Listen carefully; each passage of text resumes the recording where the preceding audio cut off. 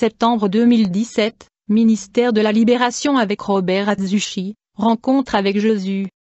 Bien-aimé, j'étais en prière, et alors que je priais le Seigneur et j'ai commencé à voir des anges autour de moi, mais une chose m'a intrigué, je ne pouvais pas voir le Saint-Esprit, pourtant je pouvais sentir sa présence avec force. Un jour, j'ai senti sa main toucher ma poitrine et une chaleur est entrée dans mon cœur. J'ai commencé à prier Dieu en lui demandant de me montrer le Saint-Esprit, depuis que j'ai vu Jésus lui-même qui ressemble à un homme simple et pas à Jésus que les artistes peignent aux yeux verts, mais il ressemble à cet homme simple, comme il est très merveilleux, il a un corps plein de gloire qui enchante tout ce qui l'approche. Chaque fois que je vois Jésus-Christ, un amour surnaturel jaillit de ma poitrine, la sensation que j'ai ressentie lorsque j'ai épousé ma femme, mais ce sentiment que je ressens pour Jésus est encore plus fort. C'est tellement fort que vous abandonnez tout pour lui. S'il vous dit de laisser votre famille pour lui, vous finissez par le faire jusqu'à mourir pour Jésus et pour lui. Vous vous demandez pourquoi vous n'avez pas envie de vous sacrifier pour lui comme je le dis. Auparavant je n'avais même pas eu le courage de prêcher sa parole, mais à partir du moment où j'ai rencontré Jésus personnellement, ce fut le coup de foudre. Jésus est beaucoup plus que vous ne le pensez, il est si poli, sa voix est douce quand il vous parle, son amour vous enveloppe complètement. Le sentiment est très merveilleux et le frisson de le voir est extraordinaire. J'ai grandi en écoutant mon père parler de Jésus, il était déjà amoureux et avait une incroyable intimité avec lui. Mais je n'ai entendu que des histoires bibliques à son sujet, mais quand vous faites face à votre roi, c'est totalement différent. Une chose est pour vous d'entendre combien Jésus est glorieux et une autre chose est de le voir devant vous. La chaleur de sa gloire m'enveloppe depuis le premier jour et je ne suis plus jamais le même. Vous ne penserez plus comme un homme naturel, mais vous penserez comme Jésus. Aux yeux de Jésus émanait l'amour qui enveloppait mon âme. L'amour que je ressens pour Jésus explique le même sentiment que celui que ressentira l'Église lorsque nous rencontrerons Jésus au festin de noces. Lorsque vous rencontrerez Jésus, vous lâcherez tout péché pour lui et la dimension de votre amour grandira à chaque instant.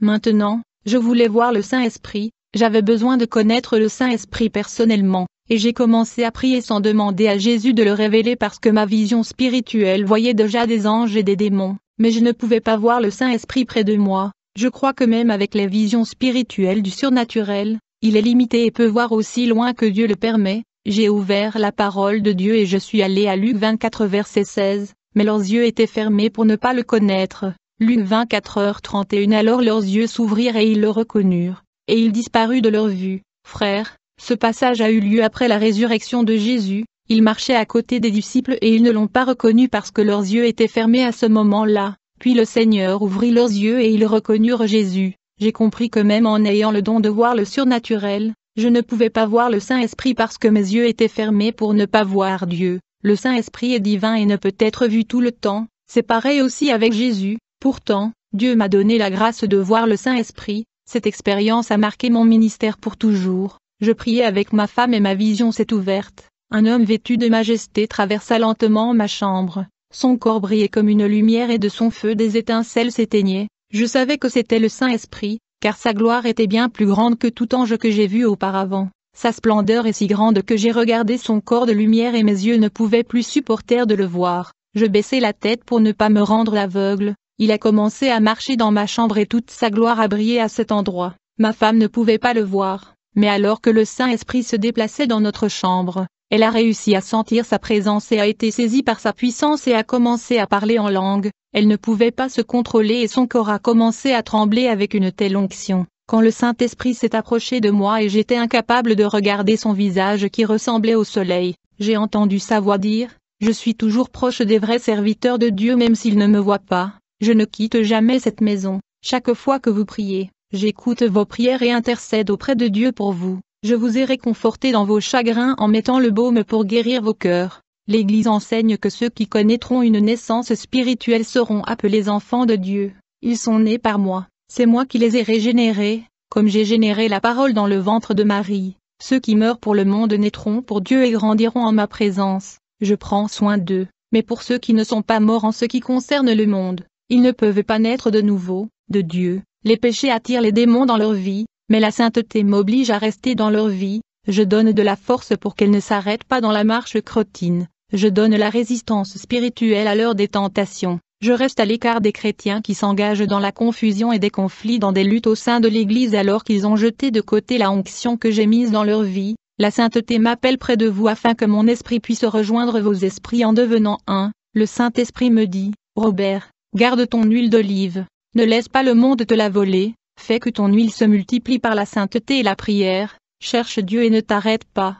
Si tu fais ce que je te demande, ta température spirituelle augmentera parce que j'augmenterai ta portion, ma présence et je te laisserai plus fervent, ma présence deviendra plus forte en toi et ma chaleur réchauffera ton âme, ne laisse pas cette flamme s'éteindre, mais qu'elle continue de plus en plus. Ne perds pas le feu et la chaleur de ma présence à cause des choses de ce monde. Je ne veux pas que tu sois froid ou tiède, mon sceau est dans ta vie, c'est la garantie que tu es sauvé. Un chrétien juste sera toujours guidé par ma présence chaque jour, il y a ma force surnaturelle qui accompagne le fidèle croyant qui mène une vie inséparable de Dieu, mon onction est pure et ne se mêle pas au péché, mais tous ceux qui sont saints et séparés du monde auront mon onction. Dites à l'Église que pour avoir mon essence pure qui vient du ciel, elle devra renoncer au monde. S'ils vivent une vie mondaine et veulent en même temps servir Dieu, ils ne verront jamais de résultats dans leur vie spirituelle, leur force et ardeur pour chercher Dieu doit être plus grande que les désirs de leur chair, s'ils n'ont pas la force d'abandonner le péché, ils le perdront au monde, mais quand ils recevront mon onction dans leur vie, ils voudront l'avoir pour toujours et n'accepteront pas de le perdre. Ceux qui ont fait l'expérience avec moi l'ont déjà senti et recevront l'huile céleste dans leur vie. S'ils rompent avec le monde, ils auront leur vie spirituelle liée à moi, je changerai leur vie spirituelle, je transformerai leur âme jusqu'à ce qu'ils soient nés de nouveau. Dites à l'Église de prier et il y aura des réactions spirituelles dans leur vie qui feront que le surnaturel se produira. Ceux qui prient sans arrêter leur température et leur feu vont monter jusqu'à ce que le feu commence à sortir de leur bouche quand ils prêchent la sainte parole. La sainteté est importante pour la vie de l'Église. Ils auront l'esprit de vie qui est ma personne, je leur donnerai de l'autorité et les ferai briller comme la lumière dans les ténèbres. Beaucoup sont égarés à cause des épreuves qui les guettent et un grand vide spirituel se trouve dans leur vie,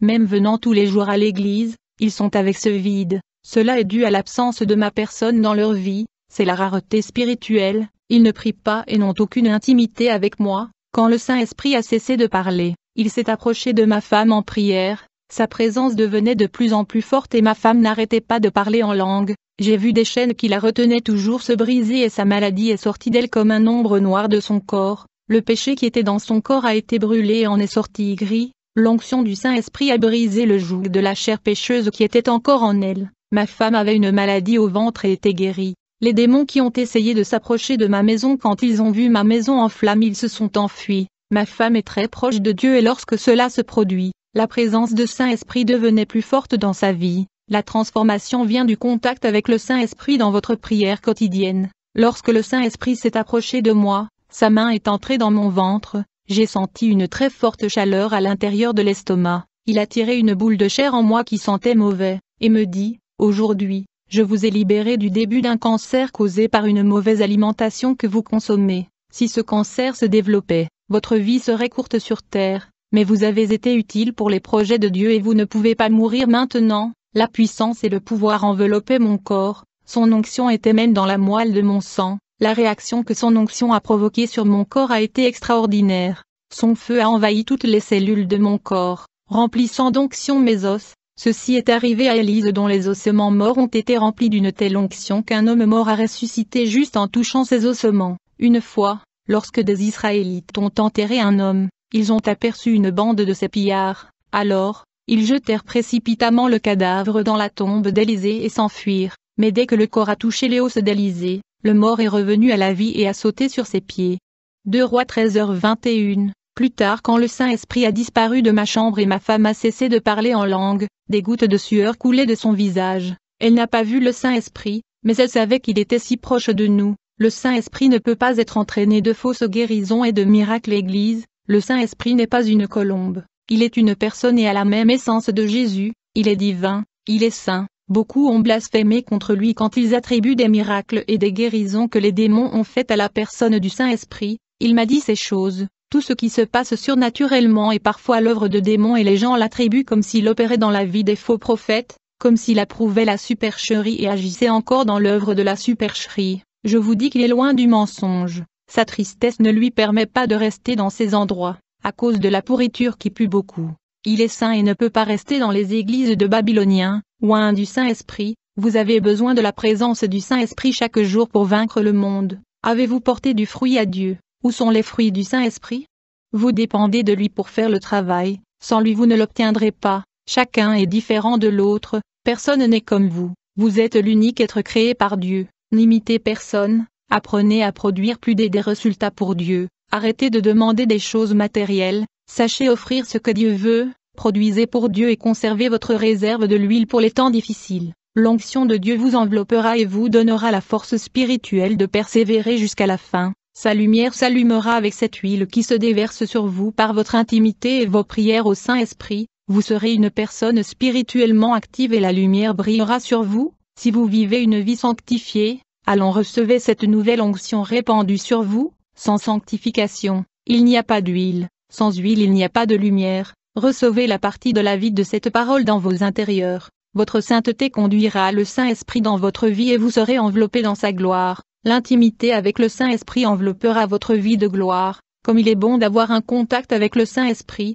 de s'isoler du péché et de s'éloigner des illusions de ce monde. Le Saint-Esprit vous donnera des révélations lorsque vous lui rendrez visite personnellement. Frères, le Saint-Esprit travaille de manière spéciale dans la vie de ceux qui donnent leur vie à Dieu. Si vous voulez recevoir le Saint-Esprit et devenir un vase utilisé entre ses mains et faire la volonté de Dieu, examinez votre vie et voyez ce qui manque pour vous ajuster. Il veut occuper les espaces vides de votre vie. Il a une abondance d'onction à verser dans votre vie. Cela vaut la peine d'abandonner l'illusion et les choses du monde en échange de cette présence divine. Je vois que l'Église avec un cœur dur ne veut pas renoncer à leur vanité, empêchant le Saint-Esprit d'agir dans leur vie. Église, ne résistez pas au Saint-Esprit, il est la sagesse. Mais le diable entre dans le corps sans demander la permission et emmène l'âme en enfer. Le Saint-Esprit veut vous laisser dans la sainte image de Dieu afin que le monde puisse voir cette lueur, mais le diable veut déformer cette image en vous laissant comme des bêtes. Combien de frères ont la colère dans leur cœur, menacent les autres, se disputent pour des choses,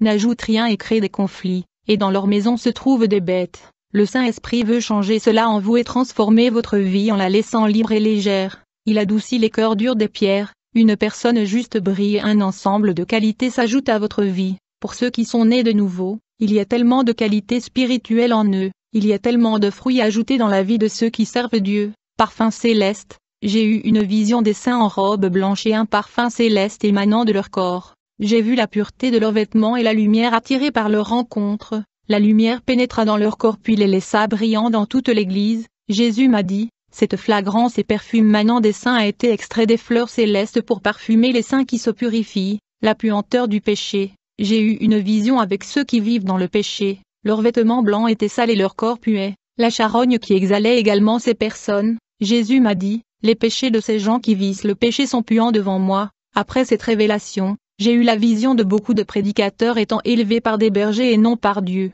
Ils étaient charnels et recherchaient la certification et l'ordination de l'homme pour paraître légitimes au ministère. Frères, Dieu qualifie un homme pour un ministère de sainteté. Nous ne devons pas prendre position pour faire la volonté du berger. Dieu peut vous oindre pour être son représentant sur terre et un ministre de l'Évangile. Ne vous attendez pas à l'onction des hommes. À travers ce témoin, je vois des gens qui ont une intimité avec le Saint-Esprit, je vois des croyants apprendre à parler avec le Saint-Esprit et à comprendre sa volonté, en marchant dans la direction qu'il commande. Je vois Dieu élever des gens de ses cendres. Jésus a dit, je demande seulement que le réservoir spirituel des croyants soit rempli d'huile abondante avant que je puisse l'enflammer. Les croyants doivent prier pour que les flammes restent allumées. Pour les saints qui continuent à grandir dans la grâce de mon esprit rétrogradé dans leur vie spirituelle, j'ai de grandes promesses pour eux.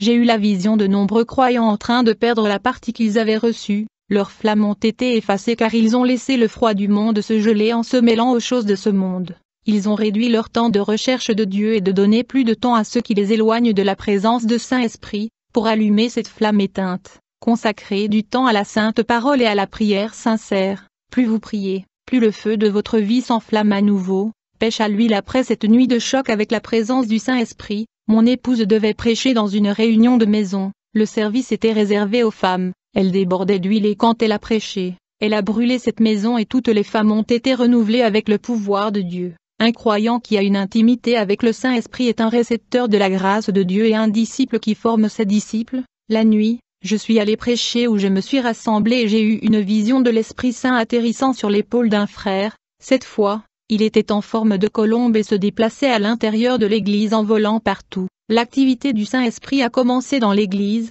il est la lumière de la vie de ceux qui le cherchent. J'ai vu le Saint-Esprit enlever des écailles spirituelles aux yeux de nombreux frères. Cette colombe a atterri sur mon corps et j'ai senti l'électricité envahir mon âme. J'étais rempli de l'onction et lorsqu'un frère est passé près de moi, il a senti cette présence et a été touché par le pouvoir de Dieu. Ce jeune homme n'avait jamais parlé en langue et, pour la première fois, il a reçu ce cadeau. Ma femme est également devenue plus participative à l'église. La mariée, nous sommes rentrés chez nous et j'ai eu une vision du Saint-Esprit. Cette fois, il était en forme d'homme et orne une femme vêtue d'une robe blanche. Le Saint-Esprit a orné la mariée non pas des joyaux du monde, mais des ornements spirituels. La mariée était ornée de persévérance, de vertu, de pardon, de légèreté, d'amour, de fidélité, de gratitude, de docilité, d'espoir, d'harmonie, de bonheur, d'union, de tranquillité, de piété, de paix, de tendresse, de perfection, de sagesse, de douceur,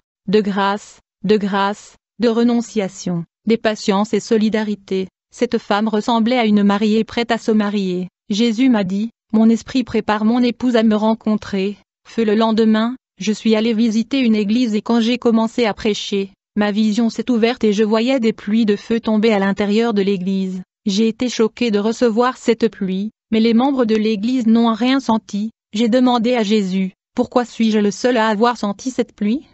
Jésus m'a dit, cette pluie venait de moi, mais les gens sont spirituellement morts et ceux qui sont morts ne peuvent rien ressentir. S'ils ne ressentent rien, c'est à cause de l'absence de mon esprit en eux, leurs lampes se sont éteintes. Ils ont besoin de les allumer de toute urgence avant qu'il ne soit trop tard, ils ont besoin de renouveau. Nés de nouveau, ceux qui sont nés de nouveau ne retournent pas au péché et se détournent du mal pour maintenir la pureté de leurs vêtements. La chair est faible, mais si elle n'est pas mortifiée pour le monde, elle prendra plaisir à pécher. Notre vie est préservée du péché lorsque nous crucifions et mourons à la vie de soi. Lorsque nous naissons de l'Esprit, nous héritons du caractère sanctifié qui est l'un des attributs de Dieu. Ceux qui sont nés de nouveau ne marchent pas dans les ténèbres, ils sont sereins, pacifiques et ont le contrôle de soi. Ils ne sont pas inquiets à propos des persécutions et ils n'explosent pas de colère. Ils peuvent contrôler leurs impulsions et avoir un esprit tranquille. J'ai vu des personnes fécondes du Saint-Esprit rendre un bon témoignage devant leur famille, chez elles, les hommes qui témoignent du changement dans leurs entreprises et leurs quartiers, des jeunes de Dieu qui rendent de bons témoignages à l'école, dans un cours et au collège. Ce sont des gens qui donnent des exemples de foi partout où ils vont, brillent par leur vie sainte et gagnent des âmes par leur comportement. Les gens ont vu des transformations en eux et voulaient ce changement pour leur vie. De nombreuses églises sont spirituellement mortes et n'ont pas le pouvoir de transformer des vies. Les gens vont à leur service au vide et sortent vides. Dans l'église où je suis pasteur, nous faisons un travail pour fournir des services spirituels. Les gens qui nous rendent visite pleurent sous la conviction lors de la prédication, deviennent des âmes affamées et assoiffées de Dieu. Ils sont rassasiés et leur esprit est renforcé. Le Saint-Esprit a visité les personnes vides, opprimées et déprimées qui se rendent à l'église. Ils ont rendu leur vie, le Saint-Esprit a traité leurs âmes, rempli leur vide et renouvelé ses vies. Mon ministère dépend du Saint-Esprit, nous ne vivons pas un jour de culte sans sa visite. Quelqu'un a amené un chrétien en fauteuil roulant et Dieu m'a révélé qu'il allait être missionnaire. J'ai plié mon genou et dit, Seigneur, comment va-t-il faire la mission s'il est en fauteuil roulant? Jésus a dit, mets ta main sur sa tête et dis une prière, je l'élèverai à ma gloire, et tout le monde le saura, que je suis le Dieu de cet endroit. J'ai fait comme Dieu me l'a dit et cet homme s'est levé du fauteuil roulant, et beaucoup d'âmes se sont converties cette nuit-là et l'église ne s'est pas arrêtée pour glorifier Dieu. Dieu a eu un grand travail pour ce paralytique, et il l'a sorti du fauteuil roulant pour faire la mission. La barrière qui empêchait cet homme de faire le travail était sa paralysie, mais Dieu l'enleva, et aujourd'hui, beaucoup ont les jambes en bonne santé et ne veulent pas aller à l'église. Ils sont assis, les bras croisés, observant le péché et voyant que beaucoup vont en enfer. Et après que cet homme paralysé ait marché, j'ai eu une vision avec un ange qui m'est apparu. Il est venu et a touché ma main et elle a pris feu. L'ange a dit, Jésus aujourd'hui te donne le don de guérir. Après cette vision, j'ai commencé à prier avec l'imposition des mains et les malades ont été guéris. Ce cadeau qui a été donné par Dieu guérit le corps et l'âme. J'ai reçu une chrétienne qui a été abandonnée par son mari, elle sert Dieu depuis 20 ans. Jésus m'a montré dans une vision un vase brisé. J'ai dit, Seigneur, qu'est-ce que ça veut dire? Il a répondu, c'est l'âme de cette femme, prie pour elle. J'ai posé ma main sur sa tête et j'ai prié. En une semaine, elle fut restaurée et son âme guérie. Affliction au salut. Je suis allé rendre visite à 2 chrétiens hospitalisés pour des maladies graves et prolongées. Je ne connaissais pas ces frères, mais Jésus m'a emmené là-bas dans un but précis. J'ai demandé à Jésus pourquoi ils n'étaient pas guéris pour faire le travail. Jésus répondit, ils sont rebelles, ils ne font pas mon travail et vivent dans le péché. Leurs églises prient pour que Dieu leur fasse miséricorde et le prient de ne pas les laisser mourir. Pour le cri de mon peuple, je les sauverai, mais ils ne se lèveront pas de leur lit. Je me prépare à les emmener au ciel. Je brise ces vaisseaux dans la maladie et je les refais en parfait vase. Ils sont désolés et leur cœur est déjà brisé. Ils m'ont demandé pardon et je leur ai pardonné. Ils veulent qu'ils soient guéris pour faire mon travail, mais ils ne résisteront pas au plaisir du monde. Si je les lève du lit, ils feront mon travail pendant un court instant et ils s'égareront, et je perdrai leur âme. Satan prépare des liens de mort pour récolter leurs âmes. Ils ne se lèveront pas de ce lit. Les 2 sont en train d'être purifiés par le feu. Alors je collectionne leurs âmes. Je suis même en train d'affiner l'or du feu jusqu'à ce qu'ils brillent. Toutes leurs impuretés en sortent. J'ai visité l'hôpital et fait du bon travail. Mais les chrétiens qui ne font rien pour Dieu ouvrent la bouche pour me persécuter. J'ai été maudit par certains d'entre eux. Bien que ce que je fais est bon, cela n'a aucune importance pour eux. Ils parleront toujours mal parce que leurs cœurs sont mauvais. Ils ne louent guère. La critique est dans leur cœur. Rien n'est bon pour eux. Jésus n'a échappé à la critique des pharisiens. Ce qui compte, c'est que nous soyons parfaits pour Dieu. Ne vous inquiétez pas si vous voulez plaire aux gens. Faites simplement la volonté de Dieu. Votre valeur pour Dieu est inestimable. Profitez de la paix de Dieu, soyez au service de lui, ne vous opprimez pas avec des affronts, soyez heureux en Jésus, sentez sa présence et sa douceur et oubliez ceux qui vous persécutent, même si votre famille elle-même parle mal de vous. Ce ne sont pas les personnes qui vous diffament, même si les gens de votre église vous persécutent à cause de la parole, n'écoutez pas ce qu'ils pensent de vous, votre vie tourne autour de Jésus, c'est lui qui répond à votre appel et à votre prière, pas les gens qui parlent de vous. C'est Dieu qui t'approuvera et non les hommes qui donnent leurs opinions aux autres. Appelez ça des fanatiques et des radicaux, vous êtes responsables de vos actes, pas ceux qui parlent mal de vous. Chacun répondra de ses péchés devant le siège du jugement de Christ au jour du jugement. Si vous prêchez la vérité, ne vous attendez pas à ce qu'elle soit accueillie à votre guise. Chaque personne réagit différemment à ce qu'on prêche. Je veux parler à tous ceux qui aiment lire la Bible. Plus vous connaissez la parole, plus vous aurez la responsabilité de marcher dessus, plus vous aurez reçu de dons du Saint-Esprit, plus vous devrez travailler pour Dieu, plus c'est spirituel, plus grande est la responsabilité et la charge. Dieu facture la mesure qu'il donne à ses serviteurs. Celui qui a peu de Dieu, il charge peu, quiconque en aura beaucoup sera facturé. Plus nous grandissons en grâce, plus le diable nous poursuit. Ceux qui gravissent les marches spirituelles sont la cible des démons. Les signes accompagnent les saints et se réalisent toujours. Dieu donne autorité à ses serviteurs et les gens vont à eux pour obtenir de l'aide. C'est à cette heure que les âmes sont gagnées.